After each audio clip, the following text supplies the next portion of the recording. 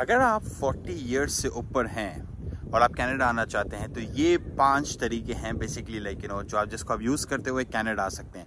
इन 5 में से जो 3 हैं जो आपको लैंडेड जो है ना पीआर देंगे, लैंडेड पीआर आपको परमानेंट रेजिडेंसी डायरेक्ट मिल जाएगी, और 2 के जो अंदर है ना आपको जो परमानेंट रेजिडेंसी मिलेगी ना वो बेसिकली 1 स्टेप के बाद मिलेगी। वो टेम्प्रेरी परमिट्स होंगे और फिर इवेंचुअली आपको पीआर मिलेगी। ओके, तो वो कौन से 5 तरीके हैं, let's go and talk about it. Okay, पहला तरीका, राइट। ओके, पहला तरीका होता है अगर आप 40 साल से ऊपर हैं और आप फेडरल प्रोग्राम जो है जिसको बोलते हैं एक्सप्रेस एंट्री, उसके अंदर अगर आप आना चाहते हैं तो आपको पॉइंट्स प्रॉपर करने के लिए, क्योंकि एज में तो आपको पॉइंट्स नहीं मिलेंगे, तो आपको पॉइंट्स पूरे करने के लिए जो करना पड़ेगा वो ये करना पड़ेगा, आपको चाहिए होगा एग्जीक्यूटिव, राइट, नॉक 0 का हमें बोलते हैं वर्क परमिट, राइट। अगर आपके पास कोई एग्जीक्यूटिव जॉब ऑफर है, ओके, तो बेसिकली अगर आपके पास एग्जीक्यूटिव जॉब ऑफर है तो बेसिकली जो है ना आपके एक्सप्रेस एंट्री के अंदर इनफ पॉइंट्स बन जाएंगे।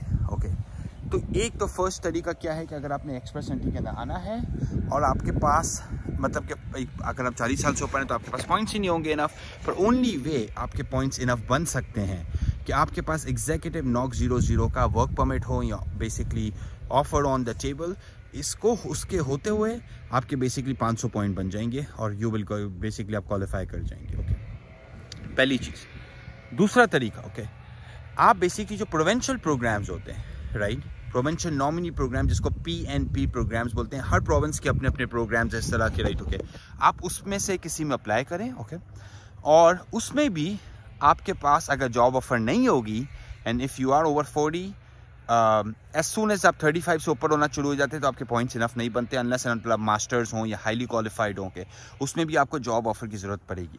अगर आपके पास जॉब ऑफर है और आप PNP में जाते हैं तो बेसिकली आप जो है डायरेक्ट लैंडेड PR ले सकते हैं, which is the second option. Okay, पहला वाला हमने डिस्कस किया जो फेडरल प्रोग्राम है जिसको हम बोलते हैं एक्सप्रेस एंट्री।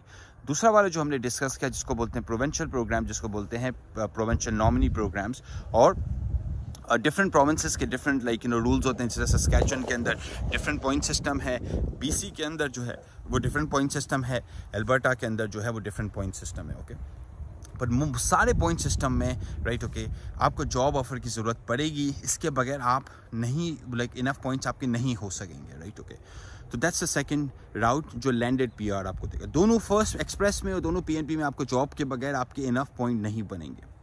थर्ड जो ऑप्शन है जिसमें जॉब ऑफर नहीं चाहिए, जिसके अंदर मेन रिक्वायरमेंट है कैपिटल की, पैसा आपको लगाना पड़ेगा, कम से कम बेसिकली जो पैसा आपको लगाना पड़ेगा, राइट। ओके, वो अल्बर्टा के अंदर है फिलहाल $1 लाख की मिनिमम इन्वेस्टमेंट रिक्वायरमेंट है। न्यू ब्रंसविक के अंदर $1.5 लाख की रिक्वायरमेंट है। मैनिटोबा के अंदर भी 1.5 लाख से स्टार्ट होती है रिक्वायरमेंट। ओके, और बाकी ओंटारियो के अंदर, ब्रिटिश कोलंबिया के अंदर, ओंटारियो के अंदर 2 लाख की रिक्वायरमेंट है और ब्रिटिश कोलंबिया के अंदर $2.5 लाख की रिक्वायरमेंट है अगर आपको बेसिकली इन्वेस्टर कैटेगरी के अंदर आना है। इन्वेस्टर कैटेगरी के 2-3 फ़ायदे हैं। इंग्लिश का भी स्कोर कम रिक्वायर्ड होता है, एजुकेशन भी कम रिक्वायर्ड होती है। क्यों? क्योंकि आप कैपिटल लेकर आ रहे हैं, क्योंकि आप इन्वेस्ट कर रहे हैं, क्योंकि आप पैसे लेकर आ रहे हैं। ओके, तो ये 3 राउट हो गए बेसिकली डायरेक्ट PR के। ओके, जो मैंने पहला आपको बोला, राइट। ओके, एक्सप्रेस एंट्री के अंदर वर्क जॉब ऑफर के साथ, एग्जीक्यूटिव जॉब ऑफर के साथ, PNP के अंदर रेगुलर जॉब ऑफर के साथ। थर्ड जो है basically investor programs. Investor program में मैं एक चीज़ मिस कर गया, इन्वेस्टर प्रोग्राम के अंदर बिसाइड प्रोविंशियल नॉमिनी प्रोग्राम्स आपको एक और ऑप्शन मिलता है जिसे बोलते हैं startup visa program. Startup visa program के अंदर आपको मिनिमल रिक्वायरमेंट नहीं होती बेसिकली कैपिटल की, पर आपके पास इनोवेटिव आइडिया होना चाहिए और आपको कुछ रिक्वायरमेंट्स बेसिकली उसकी मीट करनी है। अगर आपके पास इनोवेटिव आइडिया है और आपने कुछ रिक्वायरमेंट्स उसकी मीट की है तो basically you are in a good shape to qualify under startup visa programme. Okay, तो provincial investor programmes province specific हैं। स्टार्टअप वीज़ा प्रोग्राम है ना फेडरल है, उसमें आप किसी भी प्रोविंस में जा सकते हैं। तो उसका फ़ायदा भी है कि भाई लेट्स से कि अगर आपको ओंटारियो में जाना है जिसमें इन्वेस्टर में तो 2 लाख लगते हैं, पर स्टार्टअप में तो आप बहुत कम इन्वेस्टमेंट के साथ आ सकते हैं, राइट। ओके, तो ये कुछ डिफरेंसेस हैं इन टर्म्स ऑफ प्रोविंसेस और उनके मिनिमल अमाउंट ऑफ थ्रेशोल्ड जितना आप इन्वेस्ट कर सकते हैं। ओके, अब 2 टेम्प्रेरी कौन से तरीके हैं? ओके, 2 जो टेम्प्रेरी तरीके हैं, राइट, उसको मैं अगर आपको समझाऊं वो बेसिकली क्या है, राइट। वो बेसिकली है पहला वाला जो है जिसको हम बोलते हैं स्टडी परमिट, राइट। तो स्टडी परमिट जो होता है वो ये होता है कि आप यहाँ पे कोई भी 2 साल का आके डिप्लोमा करें, मास्टर्स करें, बैचलर्स करें, ओके। और 2 साल जब आप कर लेंगे ना, तब आपको बेसिकली मिलेगा 3 साल का post graduate work permit, right. तो 5 साल तो आपको मिल जाते हैं, पर वो PR का राउट नहीं होता, फिर आपको कहीं ना कहीं से PR का राउट ढूंढना पड़ता है। अब होता ये है कि उसमें निकलता किस तरह है PR का राउट, मैं आपको समझाता हूँ। कैनेडियन एक्सपीरियंस के और कैनेडियन एजुकेशन के आपको एक्स्ट्रा पॉइंट्स मिलते हैं, ओके।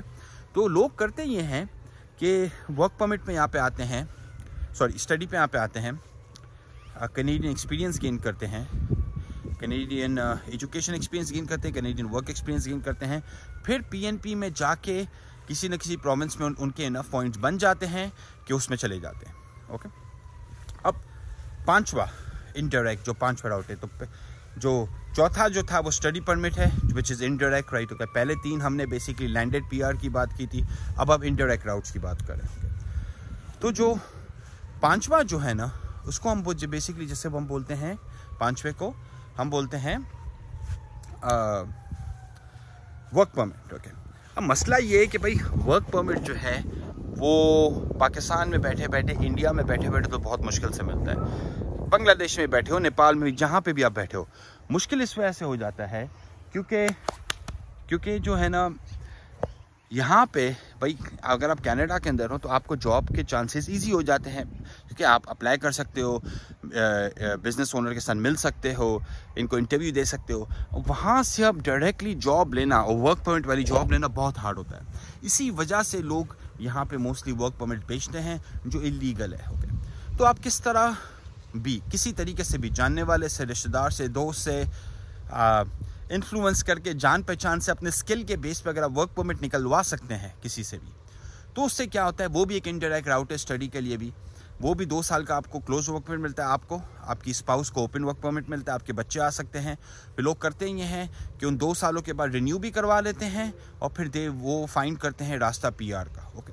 बट अगर आपने वर्क परमिट लेना ही है तो मैं रेकमेंड यही करता हूँ कि यार स्टडी पे आ जाओ, राइट। स्टडी में आपका फ़ायदा ये है कि आपको वैसे भी वर्क परमिट मिल जाएगा 3 साल का उसके बाद।